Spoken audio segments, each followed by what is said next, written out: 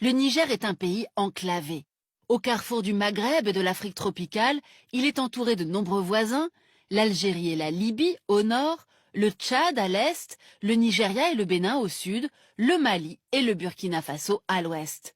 Chassés du Mali, qui leur a préféré les mercenaires russes du groupe Wagner en 2022, les militaires français de la force d'intervention Barkhane et leurs alliés européens ont rejoint leur base au Tchad à N'Djamena et au Niger à Niamey. Les détachements français viennent compléter ce dispositif à Oualam et à Aguelal, qui est plus particulièrement chargé de surveiller les mines d'uranium exploitées par des filiales du groupe français Orano. Ces forces ont aussi pour mission d'assurer la sécurité des 1500 expatriés qui vivent au Niger. Les Américains ont eux aussi une importante présence militaire à Niamey et surtout à Agadez, où une nouvelle base aérienne de l'US Air Force a été construite à grands frais.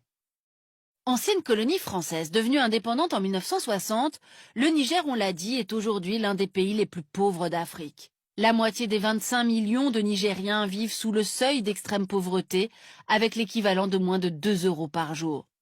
Musulmane à 99%, Niger c'est aussi le pays le plus jeune de la planète. Un Nigérien sur 2 a moins de 15 ans. Avec un taux de fécondité autour de 7 enfants par femme, l'un des plus élevés au monde, le pays doit en effet faire face à un immense défi démographique. Pourtant, le Niger est un pays riche en ressources, uranium et pétrole notamment. Mais cette rente est exploitée par des multinationales. Commençons par l'uranium.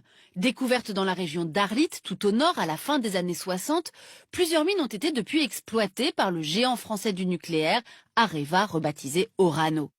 L'une d'elles, gérée par la Cominac, est aujourd'hui épuisée. Une autre à Imouraren a été gelée. Enfin, la mine d'Azélik, exploitée par la compagnie nationale nucléaire chinoise depuis 2011, est elle aussi en sommeil. Mais la demande mondiale d'uranium, qui s'était ralentie après l'accident nucléaire de Fukushima, repart avec la crise mondiale de l'énergie. Des sociétés canadiennes se sont désormais implantées à Dassa et Madaouela. Le Niger fournit environ un tiers du combustible aux centrales nucléaires françaises. Mais les Nigériens, eux, manquent souvent d'électricité et doivent en acheter au Nigeria voisin, malgré la construction prévue de centrales électriques et d'un barrage hydroélectrique.